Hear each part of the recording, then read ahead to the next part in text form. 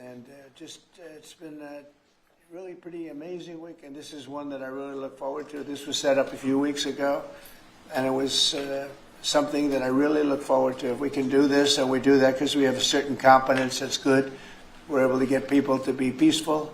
I think we can do war better than anybody, but we don't want to. And we have the greatest military in the world. They showed that in Iran. Those pilots, they flew for 36 hours. And think of that, and they hit their target. The size of this desk, half the size of this desk, from about 52,000 feet in the dark of night with no moon, zero moon. They wanted it that way. Can you believe it? And they hit, every missile hit exactly half the size of this beautiful Resolute desk. We don't want to talk about it when it comes to rockets hitting it, but half the size of this, and they hit dead center from tremendous heights, going at tremendous speeds. It's amazing. Nobody could do a thing like that. Nobody has that weaponry, and nobody could do a thing like that. So we had a very busy and successful week. And in addition to that, our economy is doing great, setting records with the economy, and a lot of other good things happening. But this is about Congo and Rwanda. And I'd like to ask, if I might, would you say a few words before we introduce our guests, please? Sure. Thank you, Mr. President. Yes. So, under your leadership, Mr. President, and the full support of Secretary Rubio and the entire team at the State Department, we engaged with the two parties in early April. And within 3 weeks, they signed the Declaration of Principles. And now, within about 2 months from that, we have signed today the final, this is actually the final peace agreement. You know, many people were wondering if this is preliminary. No, this is the actual final peace agreement that they've signed today. You've also expressed interest in inviting the heads of states to the White House for a signing ceremony. So there will be some other additional agreements that will be signed. In addition to this, which will become known as the Washington Accord with regards to the Great Lakes region. That's great. There are some economic... Why not the Trump Accord? I'm only kidding. With the headlines. No, I think that's a great name, Washington Accord. Beautiful. And there's an economic aspect as well that is extremely important for both countries.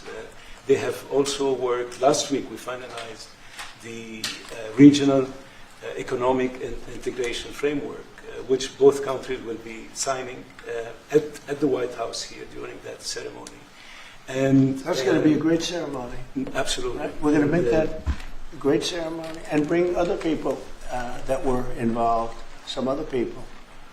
Besides the gentleman we talked about, who we know has worked so hard. If you think there are other people that are deserving, let us know. Okay? Sure. And there will be some bilateral agreements. We're negotiating a minerals deal with the DRC for critical minerals. Many American companies have shown interest in investing in the DRC, and these we're talking about long-term investments. Same thing with Rwanda. Many American companies have shown interest, and not only in mining, but also in the midstream and downstream, which will be the processing of minerals. We're also working and supporting the Lobito corridor, which will help building the infrastructure. Just 2 days ago, the United States signed and supported a project of $1.5 billion for electric transmission from Angola to the DRC. And there are many other projects of that nature lined up. So we will be, under your leadership, Mr. President, will be working with the two countries very closely and with the support of Qatar to make sure that this agreement is implemented.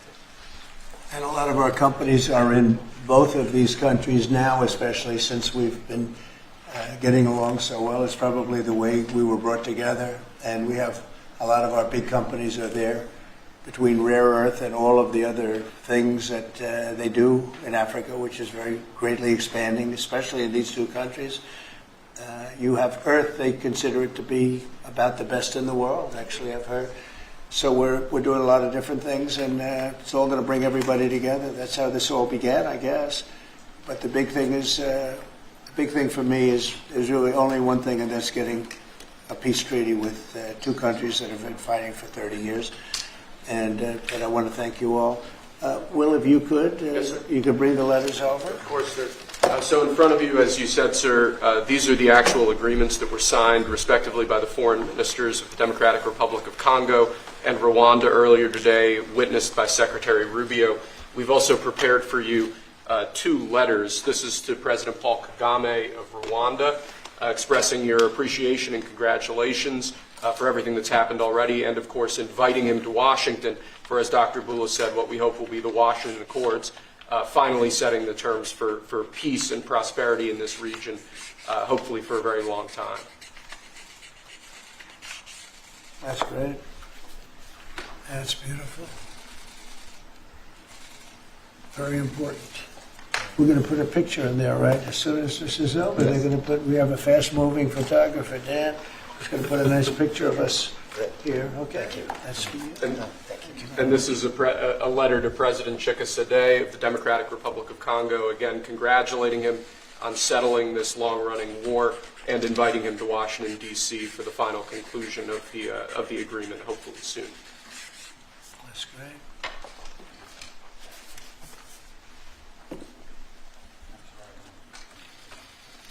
Nice, right? That's great. You take that pen, and you take that pen. Thank you very much. So I'd like to ask JD to say a few words, our great Vice President, and then Marco, and go ahead. Great. Well, first, let me welcome the foreign ministers of Rwanda and Congo. It's great to have you in the Oval Office. And second, let me say congratulations to the President, Secretary Rubio, and the entire team. I think for the people of these two countries, they should know that the United States is committed to the pathway of peace.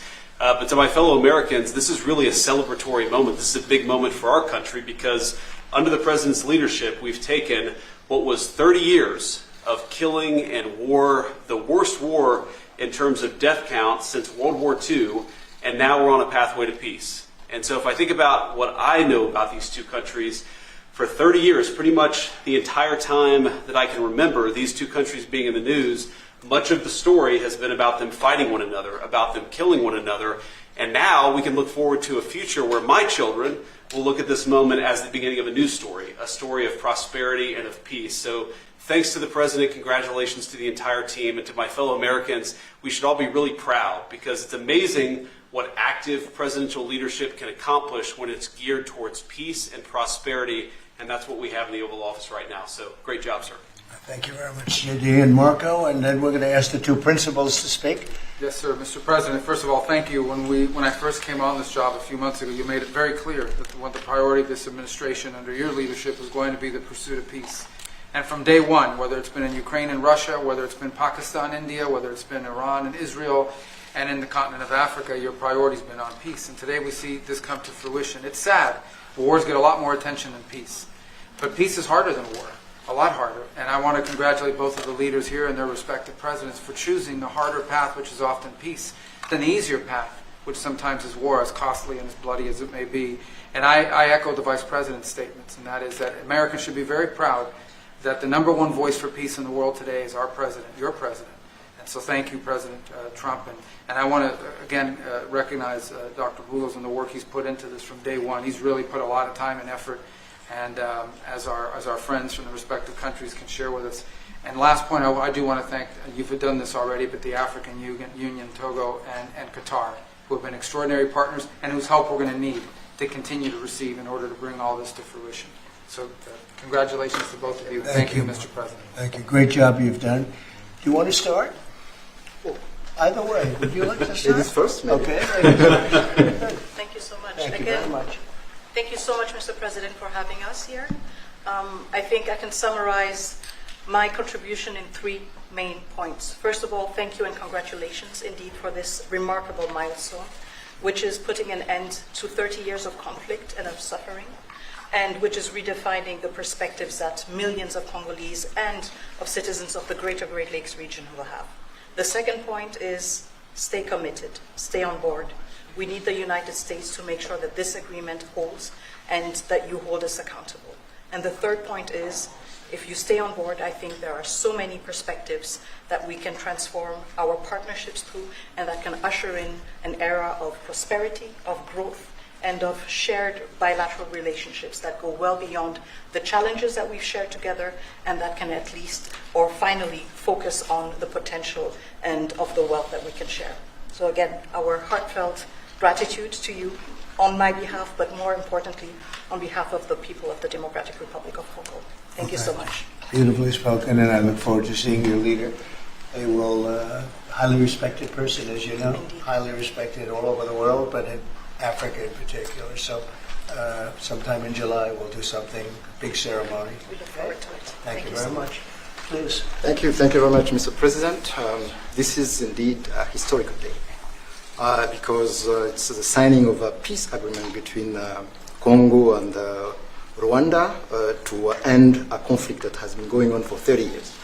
And there has been many mediation, facilitation in the past, but none of them succeeded. And we believe that it's because of your leadership and your steadfast commitment to this process, with also a new approach of economic integration, regional economic integration, which is important to allow Rwanda and DRC working together, because this is a very rich region with cross-border trade, with the minerals, with natural wealth. So with the U.S.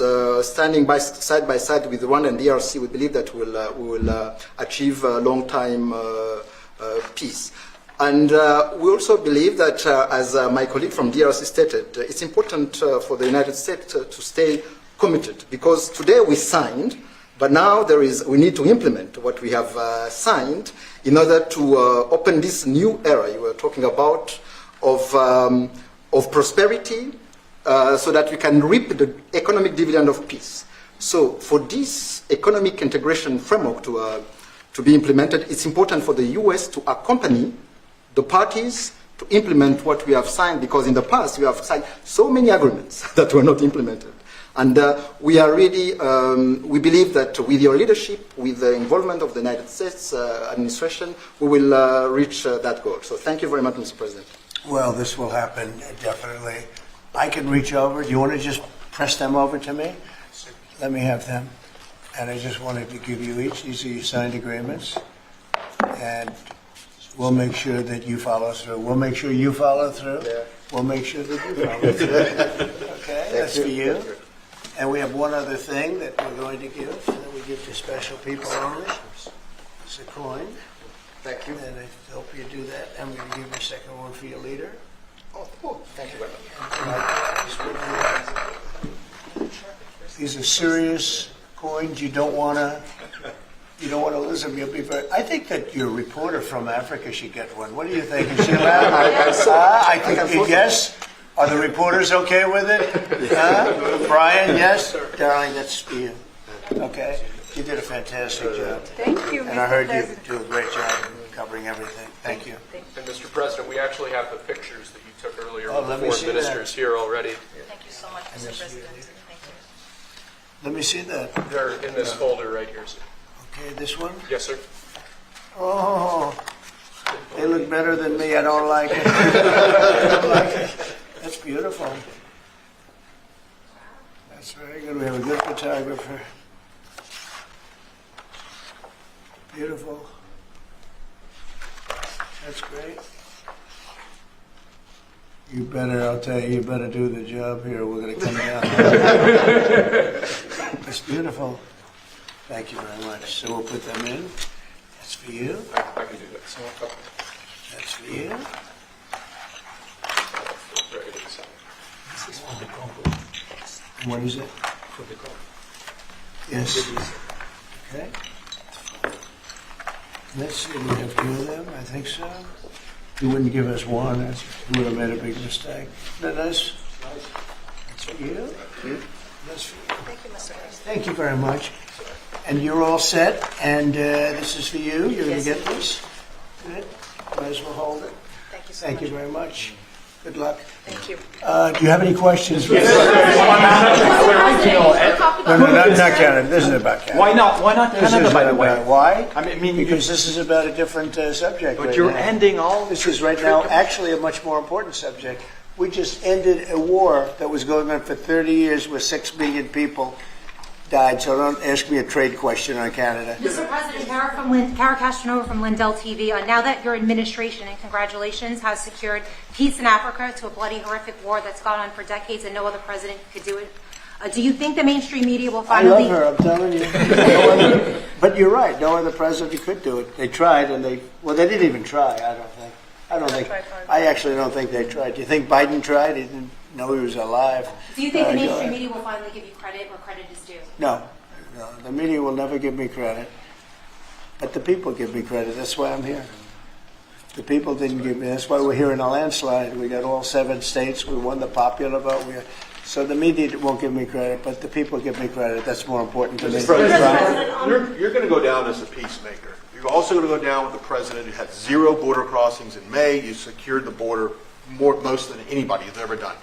But I don't know if you know this. You're on track right now to have the lowest murder rate in history in this country, and I think a lot largely go to the fact we closed down the border. But do you want to comment on that? You might go down as the lowest murder rate in U.S. history, President Trump. I saw that the other day, and it's an honor. I mean, and that's really even better because, we've taken a lot of illegals into the country through the Biden administration that are murderers, 11,888 to be exact.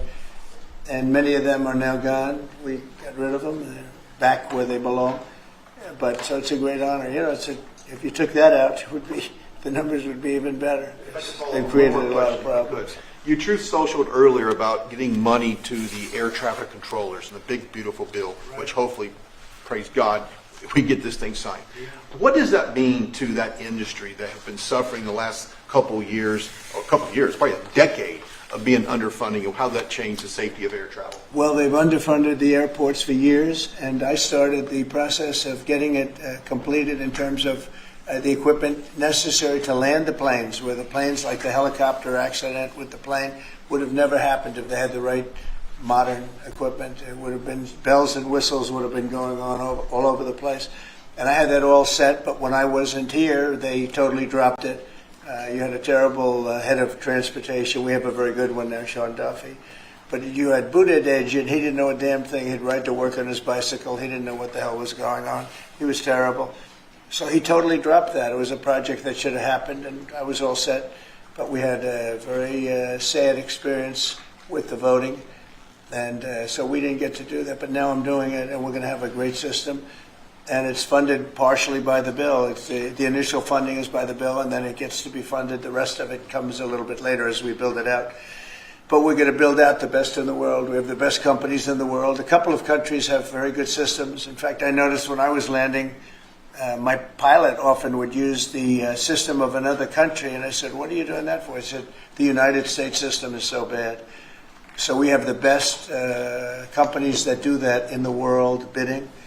You have Raytheon, you have IBM, you have a lot of different companies bidding, and we'll get the best one, the best system, for the best price.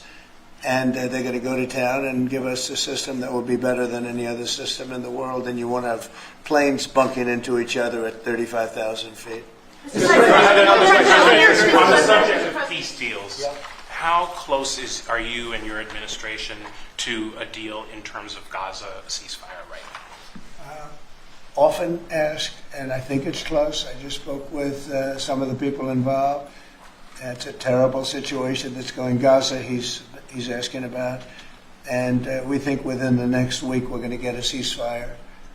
And we're supplying, as you know, a lot of money and a lot of food to that area because we have to. I mean, you have to. We're in theory not involved in it, but we're involved because people are dying. And I look at those crowds of people that have no food, no anything, and we're the ones that are getting it there. Some of it's being taken by some bad people. If you give it and you give it out, and they're supposed to be taking care of the people, and they end up stealing the food and selling it. But we have a pretty good system now. But so we're helping with that. You see the lines of people that just get one meal essentially, but. It's too bad. Other countries aren't helping out. Nobody's helping out. We're doing that because I think we have to on a humanitarian basis. Like this, We didn't have to get involved in Africa, but we did because we thought it was. I mean, I've been reading, like J.D. said, he's, for much of his life, he's been just seeing about this brutal war. And it actually got a lot of publicity because of the level of brutality, right? It was, nobody's ever seen anything like it. And to be involved in that, I mean, I consider this the most important of my conferences today. We just had a great Supreme Court victory today, and everybody would say that was big, but, we're talking about saving thousands and probably millions of lives here. This is more important than anything. So it's great, but we're working on Gaza, trying to get it taken care of. And again, a lot of food has been sent there, and other countries throughout the world should be helping also. And on another conflict that I know you've been working on, sir, is it true that you have reached out with a letter to North Korea's Kim Jong-un? Well, if there is a conflict, I get along with him very, very well, and we'll get the conflict solved with North Korea. I've had a good relationship with Kim Jong-un, and I've gotten along with him really great, so we'll see what happens. But somebody's saying there's a potential conflict. I think we'll work it out if there is. It wouldn't involve us. But again, we're very far away from a lot of these places that we're solving problems with. But I enjoy doing it, I like doing it, and it's the right thing to do, and we have an ability to get it done. So we're solving things that we didn't have a lot to do. Serbia, Kosovo, I told you, we solved a potential disaster. I can tell you that some of the countries that you're not going to hear about, but some countries that were ready to go to war with their neighbor are not going to go to war with their neighbor, and that's a great thing. We have a number of them. But I'm very happy about India and Pakistan because they actually have nuclear weapons. When you talk about Iran, they were trying to get it, but India has nuclear weapons. Pakistan has nuclear weapons, high-level nuclear weapons both, and getting that solved was really great. We did it through trade, so it was a great thing. Mr. President, when it comes to nuclear weapons, Mr. President, are you concerned that the Iranians may have some enriched uranium at Pickaxe Mountain? The last thing they're thinking about right now is enriched uranium. They're not thinking about what they want to do is they want to get back to life, and they do want to meet me, and we'll do that quickly. We're going to do it quickly. They said this morning that they don't want to meet with the U.S. Were they telling you something different in private? They may say that to you. Don't you think they want to meet me? Don't you think we have sanctions on there that they can't do anything? Wouldn't you think that they want to meet me? I mean, they're not stupid people, but they went through a lot, and they suffered, and so did Israel. Israel suffered greatly. It was a nasty 12 days, and we'll see what happens. Are you considering sending Patriot missiles to Ukraine? Have you made up your mind about that yet? Go ahead. Mr. President, there are a few unanswered questions that remain in this deal. For example, will Rwandan conflict? For example, will Rwandan troops pull back from parts of the DR Congo, and also will the M23 rebel group be allowed to remain in parts of eastern DR Congo? Do you have any answer to those questions? Well, let me ask you that question. You want to answer that one? It sounds like an interesting question for you. Go ahead, please. Thank you very much. In the agreement we signed, we have taken the concept of operation for the neutralization of the FDLR, which is a vicious genocidal movement, and the lifting of Rwandan defensive measures. So this was already signed last year in November, so we will implement it. This concept of operation to do both things, to neutralize this movement, which has been destabilizing Rwanda for many years, and to lift our defensive measures. As for the M23, in the agreement also, we have decided to rely on the Doha talks, because there are currently talks between the AFC M23 and the DRC government to have a peace deal also that will complement the Washington peace agreement. So both things are taken care of. Thank you. Mr. President, will the United States be enforcing this agreement or taking a role in it? We're working with them to get it enforced. They can enforce their own agreement, but we'll be putting a lot of pressure on to make sure it gets enforced. The two people in this room are very, very capable people, and they'll get it done. I think they'll get it done. They love their. One thing I learned very quickly is how much you love your country and you want to get it done. And they know it has to get done, otherwise bad things happen. But I think we're well beyond that. other presidents should have done what I'm doing right now. They never did it. I don't think they ever tried. I don't think it's like they couldn't do it. I don't think they ever tried. And if they did, they wouldn't be able to do it anyway. On the Mr. president, President, if I- Yes. yes, thank you. Mr. President, can you share with us what can happen if one of the parts violate this peace agreement? Because we don't want war to come back to Well, DRC. I'd rather not say. I would just say that there are big penalties if they violate, and they're not going to. I don't think they will violate. I think they mean it, but we have very severe penalties, financial and otherwise. Okay. Mr. President, we can circle back to your Truth Social post on Canada specifically. Why are you deciding to end trade talks with Canada, and what rate are you looking to set? So Canada put a charge on some of our companies, and Canada's been a very difficult country to deal with over the years. We hear Canada, we have a great relationship with the people of Canada, but it's been very difficult, and they put a charge, and they were a little bit early, we found out about it. So, and we have all the cards, we have every single one. We don't want to do anything bad, but they have, economically, we have such power over Canada. I'd rather not use it, but they did something with our tech companies today trying to copy Europe. They copied Europe. It's not going to work out well for Europe either, and it's not going to work out well for Canada. They were foolish to do it. So I said we're going to stop all negotiations with Canada right now until they straighten out their act. Okay? Is there anything Canada can do to change your mind about this situation? Well, no, they put a tax on companies that were American companies that they shouldn't, very severe tax. And I guess they could remove it. They will, but I don't really, it doesn't matter to me. We have all the cards. We have all the cards. We do a lot of business with Canada, but relatively little. They do most of their businesses with us. And when you have that circumstance, you treat people better. They've had farmers that are getting like 300, 400, 200% in tariffs. Nobody's ever seen anything like it. We have cases, you don't read this and the people don't report, but they charge us 400% on some dairy products. 400%. Nobody writes that. It's not fair to our farmers, and we've got to protect our farmers. Mr. President, you mentioned how much of a rate cut it would do to the interest on the debt. Earlier today, Director Pulte was on CNBC talking about how he suggested Powell should resign. Any comments on whether or not Powell should step down? I know you've been pretty critical. I don't have a comment. I'd love him to resign if he wanted to. He's done a lousy job. Look, if you were there, you'd say, well, the United States is doing well. They have no inflation.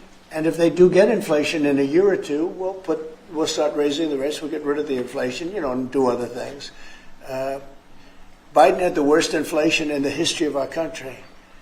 19%, but I think it was much higher than that. Frankly, they say 19%. I think it's a lot higher than that. And we have almost no inflation now. We've done a great job in a short period of time. Energy prices are way down. Gasoline now is down to close to $2 in a lot of places. A couple of places I see it even broke. It's like $1.98 a gallon. We've done a great job on inflation, and honestly, pretty much everything else. I think it's very sad the way people act. You have a guy in there that with the stroke of a pen could lower interest rates and save us hundreds of billions of dollars a year. But he's a stupid person. It's very interesting. I'm not sure if he doesn't understand it, because you should be able to understand it. It's sort of 101 economics, but I'm not sure of that. But think of it, with the stroke of a pen, he talks about costs. We can save $600 billion, maybe even, these are nice numbers for you, right? $900 billion, $950 billion by lowering interest rates. And it's really just more of a paper movement. It's not like you're not cutting anything, you're not cutting jobs. It's just interest rates. And we're number 40 or 44, number 45. Some places that you wouldn't believe that, I don't want to be disparaging, but they pay a lower interest rate than the United States of America. And without us, everything blows up. We sort of control the world in that sense. But we have a guy that's just a stubborn mule, and a stupid person that is making a big mistake. He's making a mistake, and it lasts for years because when you do the debt. Now, I've instructed my people not to do any debt beyond 9 months or so. Get this guy out, and whoever is in there will lower rates. If I think somebody's going to keep the rates where they are or whatever, I'm not going to put them in. I'm going to put somebody that wants to cut rates. There are a lot of them out there. And I said this morning, a lot of the business shows today were saying, Trump is right. He should be cutting rates. Think of it. We have a great country. We're making a lot of money. We're taking in billions of dollars in tariffs. We have $15 trillion of money that wants to be invested here, which is a record. In 2 months, it breaks any record that we've ever had for a whole year, and not even close. 15 trillion, and it's going to be much higher than that. That's after essentially 2 months, because we've been doing it for about 2 months, 2.5 months. $15 trillion breaks every record in the book. There's never been anything like this. We have factories moving in. We have car plants moving in. We have everyone wants to be part of the United States. And as I told you, and I say it to everybody, when I was in the Middle East, the King of Saudi Arabia and Qatar and UAE, all great leaders. They have all great leaders. All three of them said, you got the hottest country in the world, and you did it in, at that time I was there for 4 months, because we got back a little while ago. But everybody says it, not only them. We have the hottest country in the world right now. The only thing is we have a Fed chairman that is, he doesn't get it. And you could have substantially low. Like if we cut him 2 points, would save more than think of it, more than $600 billion just because you cut. But you can't go out to the market and say, well, we have a guy that's got us at 4% or 4.5%, and we want to pay 2% or 1%. I think we should be paying 1% right now. And we're paying more because we have a guy who's, suffers from, I think, Trump derangement syndrome, if you want to know the truth. But he's not good for our country. Did you push for the president of UVA? No, did you push for the president? Not you. A related question on banking. There have been reports, Mr. President, that your administration is considering issuing an executive order about debanking, which is the practice of banks denying services based on people's political beliefs or industries such as crypto, people involved in that. Would you be open or interested to sign such an executive order targeting debanking, and what might that look like? Well, I think the debankers, I think that banks, I can tell you because I've been a victim myself, because of my politics, that big banks were very nasty to us. And I actually think it was Biden's people that told them to be, because the one group of people the banks are afraid of are the regulators. They are petrified of the regulators. And I've seen the biggest banker. I can tell you, you see him on television all the time. If a regulator walked into the room, he gets all nervous and crazy.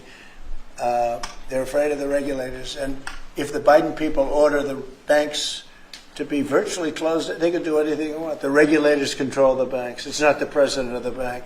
The president of the bank is far less important to a bank than a regulator. And a regulator can put that bank out of business, just like bad prosecutors are very dangerous. We had a couple. I had deranged Jack Smith and some others. And we kicked their ass. But it was, it's a tough kind of a situation. Prosecutors are very dangerous. A great prosecutor is an amazing asset for a country. But a corrupt prosecutor, a bad prosecutor is very bad. Well, the regulators are the same thing. And when they tell the regulator to go and make life impossible for big banks or little banks, they really control it. So there is a lot of debanking, and they call it debanking, call it a lot of different names. Essentially, they make it impossible to do business. And those people are very bad and very dangerous, and they shouldn't be doing it. Mr. President, could you please explain how taxes would go up by 68% if the bill isn't passed? Where does that number come from? Well, it comes from the fact that you have automatically the Trump cuts, which were the biggest cuts that we've ever had. Now, these cuts are even bigger. But from the last administration, we had the Trump cuts. It was a 5-year deal, and it comes due. When you add that to the cuts that you already have and other things, it amounts, according to what they tell me, about 68%.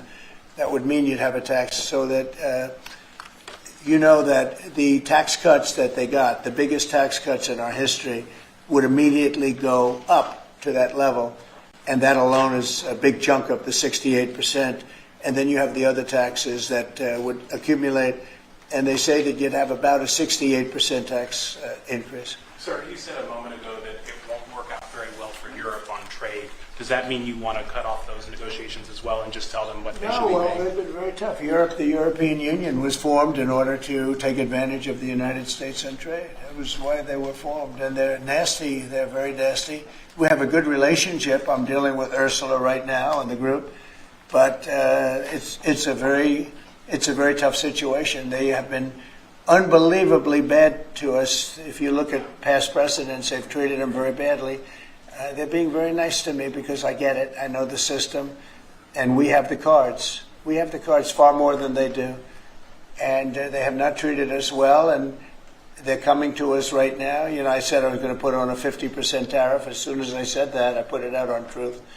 As soon as I said that, they came to the table. They didn't want to come to the table. My people were telling me, Scott was telling me, and the whole group was telling me that not a good situation. They want to tap it down the line. They don't want to really deal.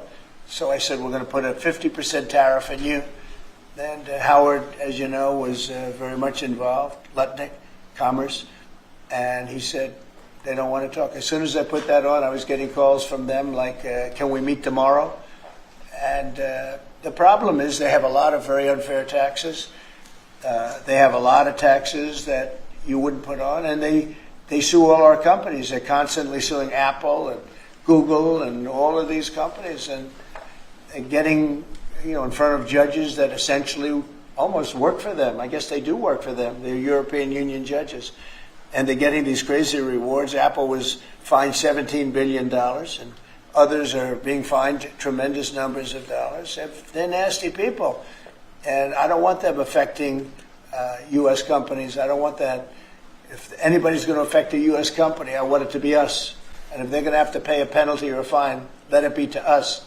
So they've done this for a long time, for years, but they're very nasty. The European Union is very nasty, there's no question. But they'll learn not to be so nasty very soon. They know that. They know it's coming. Vladimir Putin reached out to you to help you with the Iran crisis. Well, he made some nice statements today. Did you see the statements? I saw the statement. Very nice. Vladimir Putin made some very nice statements today. Look, he respects our country again. He didn't respect it a year ago, I can tell you right now. But Putin respects our country. And President Xi of China respects our country. And Kim Jong-un they respect our country again. We were not a country that was respected just a year ago. We had a president that was incompetent. We had bad people circulating around this desk, this beautiful, resolute desk. They had, I guess, evil intentions. You couldn't be that stupid. I mean, they had evil intentions. But the world respects our country again. Thank you very much, everybody. Thank you, Press. Thank you, Press. Just outright the score. Thanks, guys. Thanks, everybody. Thank you. Thanks, guys. Let's go. Thank you, guys. Going. Thanks, guys. Thanks, everybody. Right through here. Thank you. Thank you. Thank you.